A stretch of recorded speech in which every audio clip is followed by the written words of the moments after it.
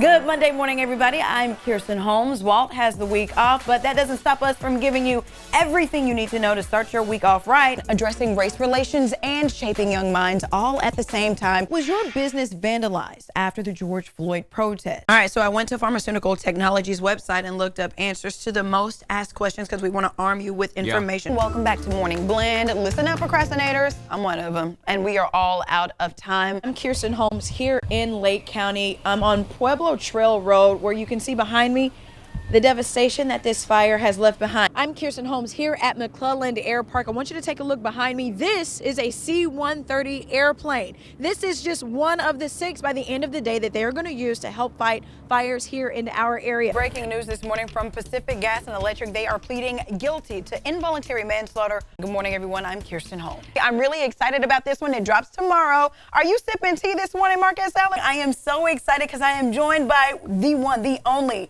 ABC's Adrienne Banker. Stockton Unified will start this next school year the same way they ended the last one, with closed campuses and distance learning. Let's talk about what's trending online right now. Where did you get your face mask? How quick were you to get that mask? And now it's all on your face, right? I love this guy. He can't even say nothing. Y'all, it's Friday. Y'all have a good one. We'll see y'all Monday.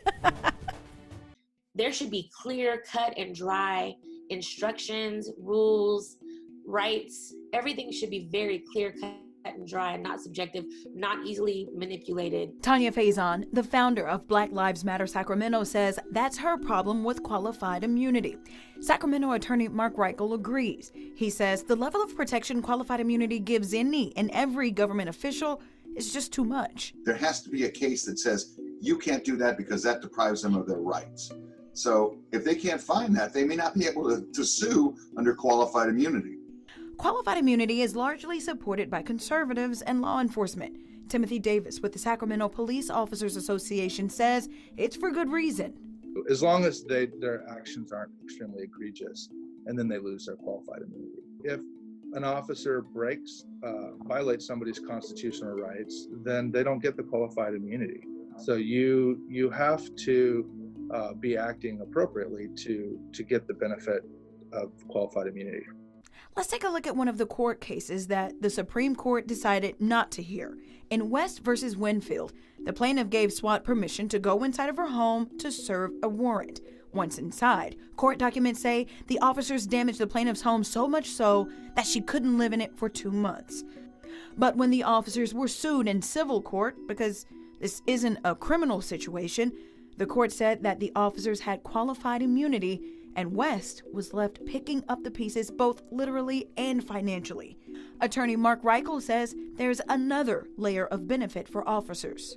If you sue, you have to prove that there's a case on point in your jurisdiction of an appellate court, which is supervising all, not just a trial court decision, but a higher level appellate court that has said those exact facts are illegal to do to someone. Faison says boundaries in every facet of policing would be a step towards real justice. We really need objective language in everything that has to do with police, especially when they're killing us.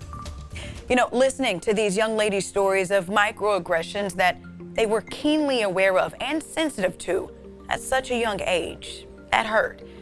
As a Black woman, of course, I have my own personal painful experiences with racism, but to look into the faces and the eyes of several girls that look just like me, that's earth-shattering.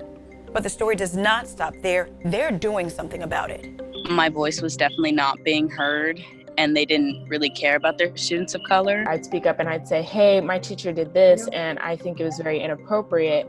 And they'd be like, oh, yeah, we'll handle that. We'll have a conversation. That sentiment of dismissiveness went on for years. That's according to students who spoke out to St. Francis High School administration in 2 listening sessions that lasted for hours each. And it wasn't just claims of racism. There was discrimination of people of other religions, even though St. Francis claims to invite all religions. That's one of their selling points as a school. Students of the LGBT community did not feel supported at the school. And a lot of students just felt really let down by the teachers. And now these brave young women have a list of action items to hold the school accountable.